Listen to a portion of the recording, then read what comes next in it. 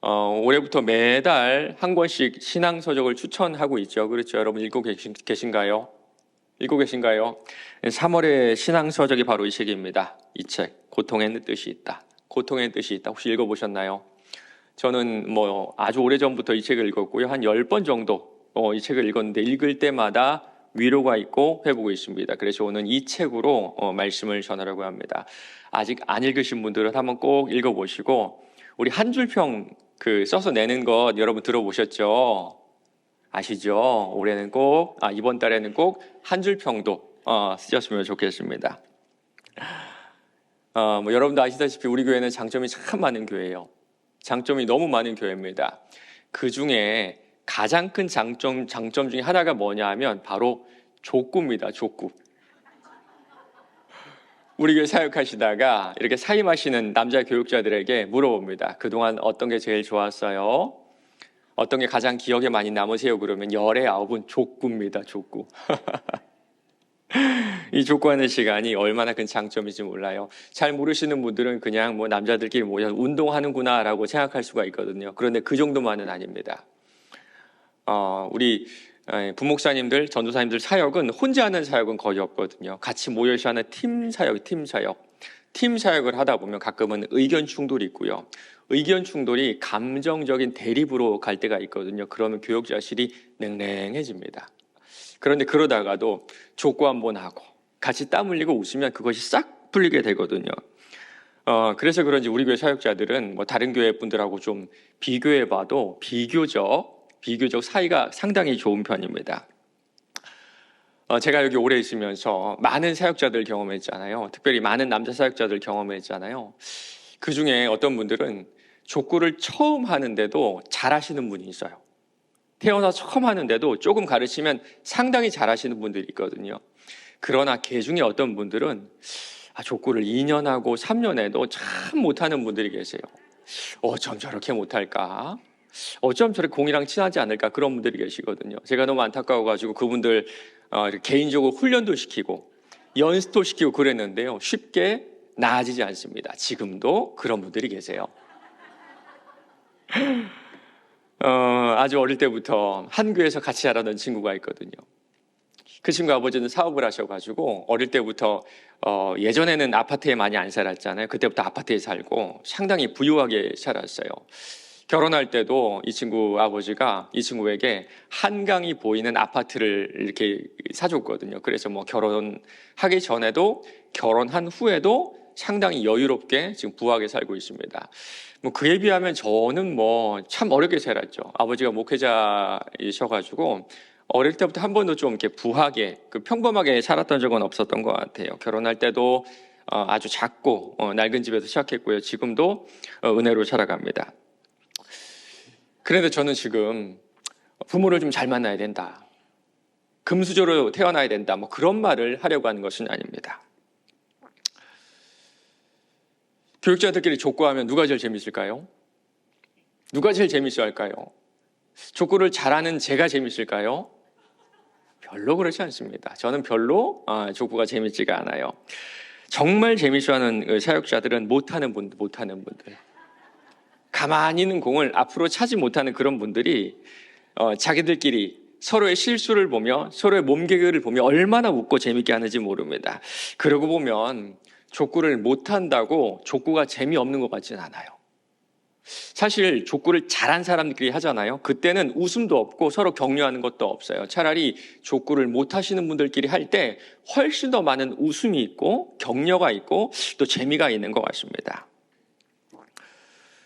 목회자의 길을 걸으면서 돈 버는 건 포기했어요.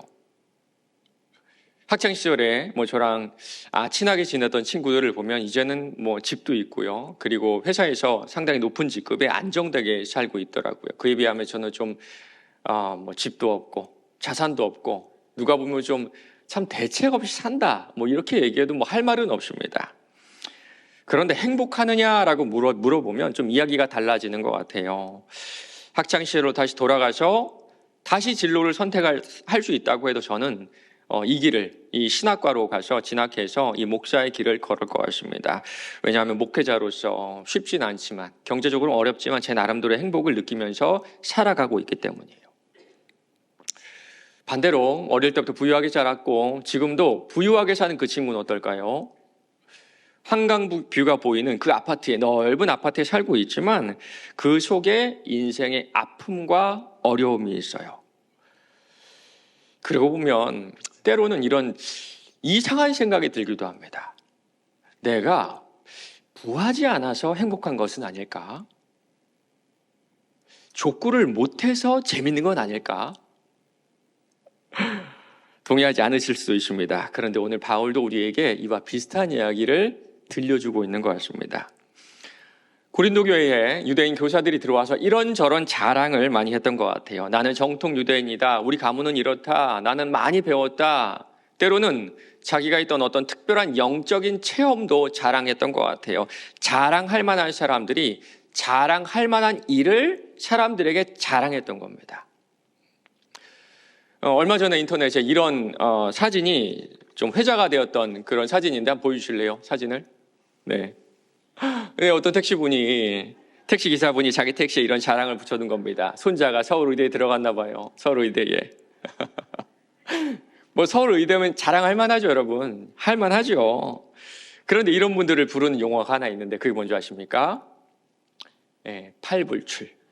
팔불출이라 그래요. 사진 한번 보여주실래요? 이 팔불출은 한자어인데요.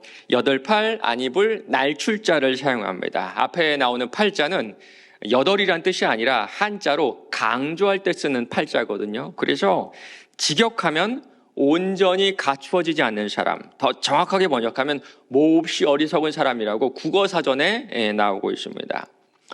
이 팔불출의 팔자는 8이란 뜻은 아니지만 우리 조상들은 이것을 8이라고 좀 뭐랄까 해석을 해가지고 8가지 남에게 자랑하지 말아야 될 것을 이렇게 목록을 만들어 놨거든요. 한번 보여주세요. 첫 번째가 뭘까요? 자기 자랑, 두 번째는 남편 혹은 아내 자랑, 세 번째는 자식 자랑, 네 번째는 학벌 자랑, 그 다음 가문 자랑, 재산 자랑, 형제 자랑, 친구 자랑. 우리가 늘상 하는 자랑이죠. 그렇죠. 그런데 우리 조상들은 이런 사람들을 몹시 어리석은 사람이다 라고 여겼던 겁니다. 아까 그 택시를 탄 사람이 그 손자 서울의대 이 사진을 찍은 이유가 뭘까요? 그 기사분 되게 좋겠네. 그 손자 대단하네. 이러려고 이 사람이 찍었을까요? 아니죠. 이 기사분의 자랑이 그럴 수는 있지만 상식적이지 않아서 여기다 찍어서 올려서 지금 조롱하고 있는 겁니다. 맞습니다. 이 사진을 보는 대부분의 사람들은 비슷한 감정을 느낄 것 같아요. 뭐 부럽다든지, 뭐 질투가 난다든지, 뭐 이런 감정은 아닙니다.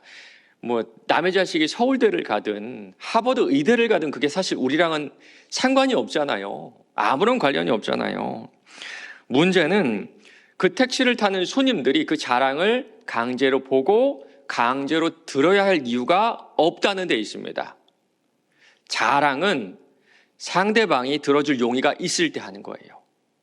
자랑은 상대방이 들어줄 용의가 있을 때 하는 겁니다. 그리고 이런 경우도 있지 않을까요? 혹시 그 택시 타는 사람 승객들 중에 대학 입시에 실패한 수험생이 있지 않을까요? 혹시 그 택시에 탄 사람들 중에 나의 자녀가, 나의 손자, 손녀가 대학 입시 때문에 아주 힘들어하는 사람이 있지 않을까요? 그분들이 이 자랑을 강제적으로 보고 들었을 때 어떤 감정을 느낄까요? 예상치 못한 큰 상처를 받고 이 택시에서 내리지 않을까요? 이해는 됩니다. 이해는 돼요. 얼마나 자랑스러울까. 손자가 이렇게 좋은 대학에 이렇게 좋은 과를 들어왔으니까 얼마나 자랑스러울까. 동시에 우리 조상들이 왜 이렇게 자랑하는 사람들을 팔불출, 조금 타박하는 것이 아니라 몹시 어리석다, 참 어리석다라고 말했는지 알겠더라고요. 우리 하나님도 똑같은 말씀을 하세요. 고기를 먹는 것은 죄가 아니지만 누군가를 실족하게 할 수 있다면 먹지 않는 것이 좋다. 맞습니다. 모든 것이 가하나 모든 것이 유익하지 않습니다. 모든 것이 나에게 가하고 유익할 수 있으나 모든 것이 다른 사람들에게 유익하고 가하지 않을 수가 있어요. 나는 좋지만 타인에게 유익하지 않은 모습을 팔불출, 조금 타박하는 정도가 아니라 너 참 어리석다, 너 몹시 어리석다, 하나님께서 말씀하고 계시는 겁니다. 오늘 말씀 앞부분도 잠깐 볼까요? 2절에 4절입니다. 내가 그리스도 안에 있는 한 사람을 아노니 그는 14년 전에 셋째 아내를 이끌려간 자라. 내가 이런 사람을 아노니 그가 낙원으로 이끌려가서 말로 표현할 수 없는 말을 들었으니 그 사람이 가히 이르지 못할 말이로다. 바울은 천국을 체험한 사람이죠. 천국을 체험한 사람. 저는 이 부분 읽으면 항상 아쉬워요. 자랑 좀 해놓지. 좀 기록 좀 해놓지. 성경에 보면요, 천국에 대한 기록이 거의 없거든요. 여러분 정말 그렇지 않아요? 여기다가 좀 묘사 좀 해놓으면 얼마나 좋을까 그런 생각이 드는데요. 바울은 14년 동안 이 체험을 한 후에 14년 동안 아무 말도 하지 않고 아무런 기록도 하지 않고 여기다가도 이것 외에는 더 이상의 정보는 기록하지 않습니다. 그리고 내가 겪은 일인데 마치 남이 겪은 일이냐 그가라고 하죠. 그가라고 지금 말하고 있거든요. 왜 바울은 이렇게 조심스럽게 그리고 간략하게만 이 일을 기록했을까요? 내가 만일 자랑하고자 하여도 어리석은 자가 되지 아니할 것은 내가 참말을 함이라. 그러나 누가 나를 보는 바와 내게 듣는 바를 지나치게 생각할까 두려워하여 그만두노라. 먼저는 바울의 이 기록을 통해서 수많은 이단들이 나오지 않았을까요? 지금도 신천지가 가장 주력해서 믿는 성경이 여러분 어딘지 아시죠? 어딜까요? 요한계시록을 자기 마음대로 억지로 해석을 해서 수많은 사람들을 미혹하고 있습니다. 바울은 알았어요. 천국에 대한 기록을 쓰는 순간에 사람들이 왜곡할 것이다. 특별히 나를 지나치게 대단한 사람으로 평가할 것이다. 맞습니다. 어마어마한 일을 겪었고요. 특별히 이 일을 말하고 기록해도 나에게는 전혀 문제가 되지 않지만 타인에게 유익하지 않기 때문에, 다른 사람들에게 유익하지 않기 때문에 이 어마어마한 일들을 기록하지 않았던 겁니다. 그리고 14년 동안 이 일을 말하지 않고 기록하지 않았던 한 가지 이유가 더 있어요. 저는 미국에서 5년 동안 유학을 했거든요. 한국을 떠나기 전에 이런 결심을 했습니다. 세계에서 가장 뛰어난 신학자가 되어야 되겠다. 세계 신학계에 영향을 미치는 그런 신학자가 되어야 되겠다. 그때는 제가 30대 초반이니까 자신도 있었고요. 또 패기도 있었습니다. 그런데 5년간의 유학 생활이 저한테 준 큰 선물이 딱 하나가 있는데 그게 뭔지 아세요? 학위일까요? 학위? 아니면 경험일까요? 아니면 인맥일까요? 그렇지 않습니다. 전혀 그렇지 않아요. 단 하나의 깨달음이었는데요. 그게 뭐냐면요. 나는 정말 바보 멍청이구나. 정말 바보 멍청이구나. 저보다 뛰어난 사람들이 얼마나 많든지. 그리고 신학은 저 같은 둔재가 할 학문이 아님을 깨닫고 돌아왔습니다. 유학 가기 전에 제가 굉장히 괜찮은 목사인 줄 알았어요. 능력도 많고 하나님과의 관계도 아주 깊고 그런 사람인 줄 알았거든요. 완전 착각이었죠. 그런데 지금은 반대입니다. 주변을 봐도 저보다 못한 분은 한 분도 없어요. 선배 사역자, 후배 사역자, 저보다 못한 사람은 한 사람도 없습니다. 제가 이거 하나 깨닫고 한국으로 돌아왔던 것 같아요. 그 후로부터 저에게 유익이 하나 찾아오기 시작했는데요. 제 주변에 있는 모든 사역자들이, 모든 분들이 다 저의 스승이 되더라고요. 한 분 한 분 다 배울 것이 있어요. 물론 족구는 아닙니다. 바울도 저 같은 사람이지 않았을까 싶어요. 자존심 세고, 그리고 때로는 앞뒤 가리지 않고 말하고 행동하는 그런 성향이었던 것 같아요. 사람들이 많은 자리에서 교회의 최고 지도자였던 그 베드로를 막 책망한 그런 일도 있었죠. 그리고 자기를 이끌어줬고 자기의 신앙적 선배였던 바나바와 크게 싸운 적도 있었습니다. 바울은 이 본성 자체가 강해가지고 교만에 빠지기 쉬운 그런 사람이었던 것 같아요. 이 사람이 천국 체험까지 했으니 어떻겠어요? 더 독불장군이 되지 않았을까요? 이거 봐. 나 특별한 사람이야. 너네랑은 비교가 안 돼. 영적으로는 너희들과는 나는 수준이 달라. 하나님 나를 훨씬 더 사랑하셔. 우리도 영적 체험을 하고 나면 비슷한 경험을 하게 되거든요. 처음에는 감격스럽다가 이 감격이 까딱하면 교만으로 빠지기 시작합니다. 나는 다른 사람들보다 훨씬 더 영적이야.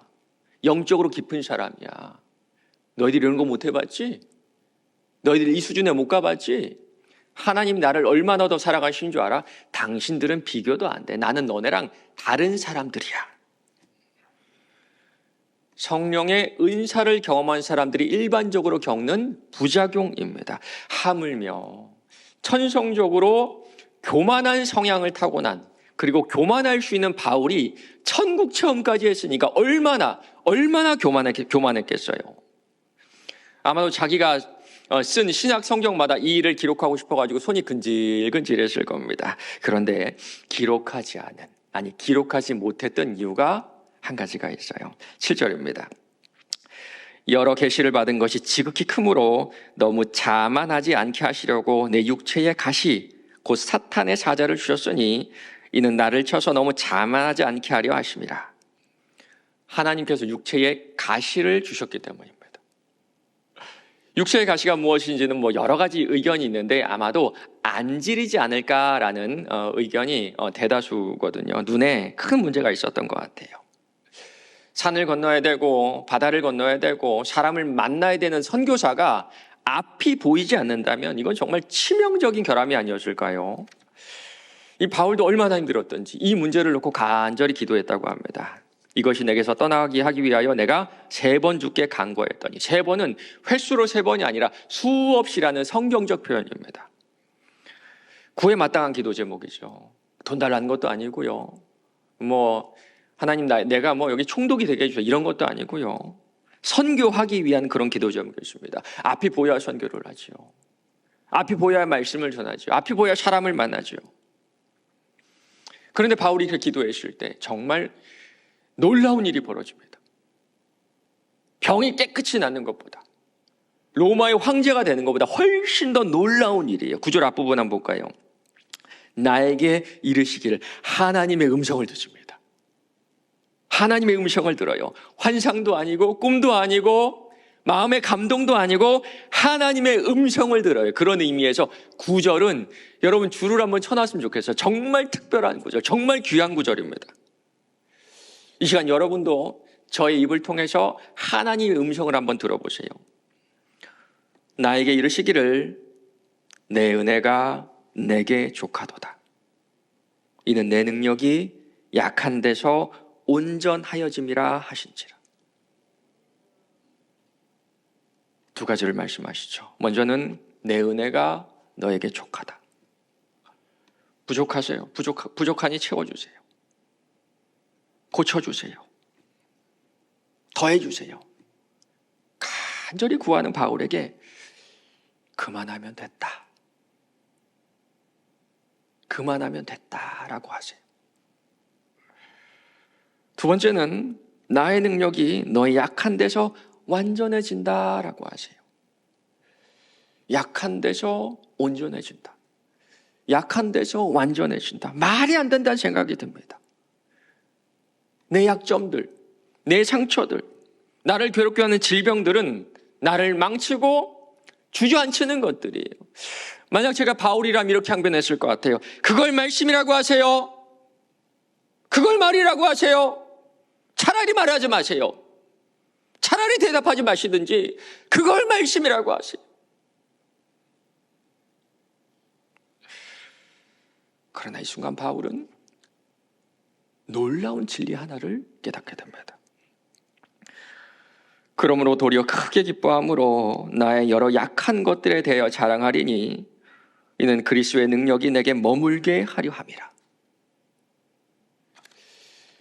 팀 켈러라는 목사님이 쓴 고통에 답하다라는 책에 남편에게 버림받은 여인의 이야기가 나옵니다. 조금 길지만 한번 들어보시기 바랍니다.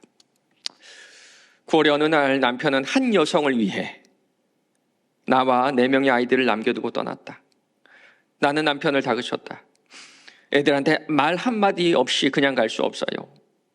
아이들을 보면 분명히 무언가 느끼는 것이 있을 거라고 믿었다. 살아가는 아이들을 마주하면 차마 떠나겠다는 소리는 할 수 없을 것이라고 여겼지만 남편은 아랑곳하지 않았다. 잠이 든 아이들을 깨워 거실로 불러내서는 아빠는 떠나야 한다고 이야기했다. 꼬맹이들은 무슨 소리인지 제대로 이해하지 못했다. 출장을 간다고요? 언제 돌아와요? 아니야 얘들아, 아빠는 집을 떠나는 거야. 다시 안 돌아와. 마음이 무너져 내렸다. 8주가 지났다. 마음은 여전히 짓뭉개진 그대로다. 하나님, 이것이 정말 주님의 뜻입니까? 어떻게 이것이 거룩한 뜻이 될 수 있습니까? 주님이 마음을 치료해 주실 줄 압니다. 이 일을 통해서 무언가 선한 열매가 맺히라는 것도 압니다. 그래도 어떻게 이런 일이 생길 수 있는 거죠? 날마다 남편을 위해 기도하려고 한다. 그를 용서하지만 잊지는 않을 것이다. 그랬다간 어디선가 이렇게 악몽 같은 현실을 통과하고 있을 또 다른 이들을 도울 깨달음들을 다 놓치고 말 테니까 아플 만큼 아파할 필요가 있다. 그리고 나서 그 아픔을 치유해 주시고 나를 새롭게 빚으신 하나님께 맡겨드려야 한다. 왠지 가슴이 뛴다.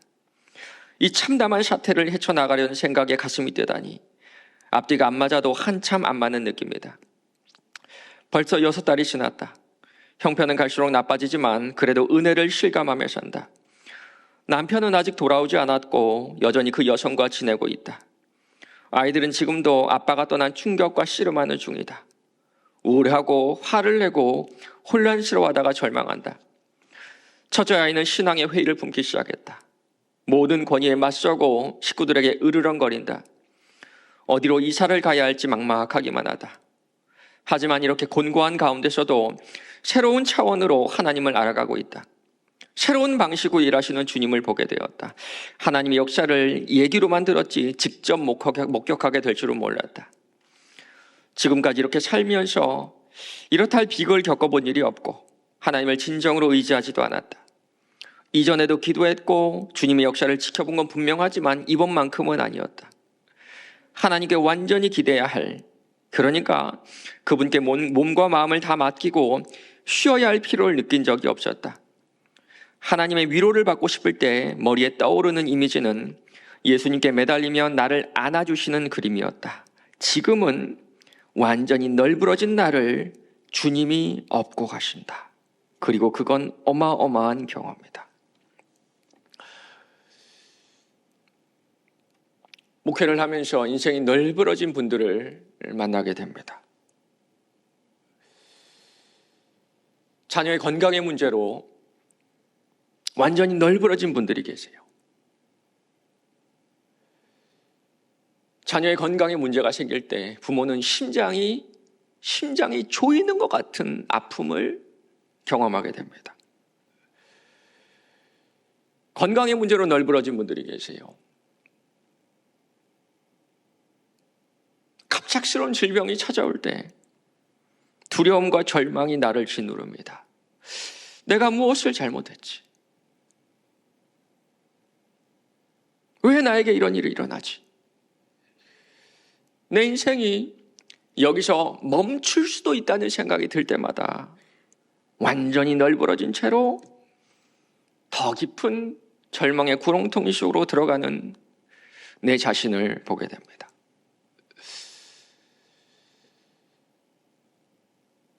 요즘에는 저녁을 먹고 잠자기 전에 소파에 앉아서 이분들 생각을 하게 돼요. 그러면 찾아오는 감정이 있습니다. 참 불쌍해. 참 불쌍해요. 먹을 것이 없고 입을 것이 없고 쓸 것이 없어서 불쌍한 것이 아니라 완전히 널브러져서 숨만 쉬고 있는 그분들이 참 불쌍합니다. 만약 이 자리에 그 당시 바울이 있었다면 저는 똑같은 감정을 느낄 것 같아요. 죽어라. 정말 죽어라 주를 위해 일했지만 남는 것은 완전히 망가진 몸. 그리고 앞이 보이지 않는 노년의 남자가 바울 아니겠어요? 어쩌면 누군가의 도움 없이는 한 발자국도 앞으로 걷는 것이 힘들었을 수도 있을 것 같아요. 육체의 가시 하나만, 그거 하나만 빼달라고 간절히 구하는 바울에게 하나님 말씀하시고 그때 그가 하나의 깨달음을 얻게 됩니다. 이는 그리스도의 능력이 내게 머물게 하려 함이라. 머문다, 이 말은 장막을 친다라는 뜻이거든요. 출애굽의 여정을 생각해 보시기 바랍니다. 나라도 없었고 능력도 없었고 의지할 데도 없는 이스라엘 백성들 가운데 하나님이 장막을 치셨을 때 홍해가 갈라졌고 여리고성이 무너졌고 결국에는 가나안 땅을 차지하는 나라가 되었습니다. 맞습니다. 우리 인생이 완전히 널브러져 있을 때, 너덜너덜한 옷처럼 바닥에 쓰러져서 숨만 쉬고 있을 그때 우리 하나님께서 우리를 찾아와 우리 인생 가운데 장막을 치세요. 바울은 지난날이 생각나지 않았을까요? 돌에 맞고 쫓겨나고 배척당하고 멸시천대 당하는 것이 바울의 인생이었습니다. 그러나 바울이 전하는 복음 앞에 고린도가 무너졌고 에베소가 무너졌고 골로새가 무너졌고 결국에는 로마가 무너져 버렸습니다. 돌아보니 자랑할 것이 많고 능력이 많은 내가 아니라 완전히 널브러진 나를 주님이 업고 그 대단한 도시들을 격파해 나가셨던 거예요. 사랑하는 여러분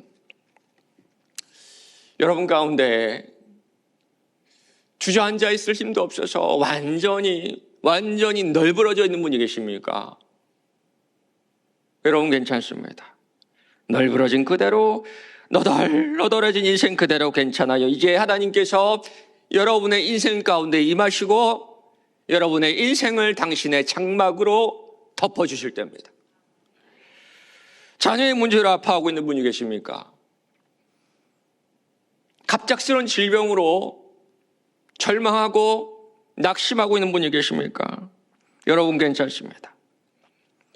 널브러져 있어도 너덜너덜해져 있어도 괜찮습니다. 혼자 힘으로 일어날 필요도 없고 널브러져 있는 그 자체로 괜찮아요. 이제는 우리 주님께서 널브러져 있는 나의 인생을 업고 가세요. 그분의 등에 업혀서 몸과 마음이 쉬는 은혜가 우리 모두에게 있기를 소망합니다. 말씀을 맺겠습니다.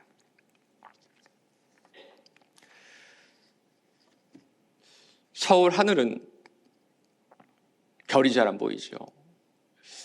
왜 안 보일까요? 너무 밝아서 그렇다 그럽니다.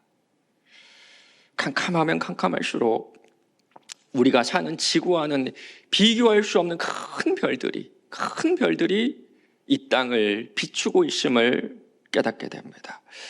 그렇다면 우리도 우리 인생의 불을 좀 끄시면 어떨까요?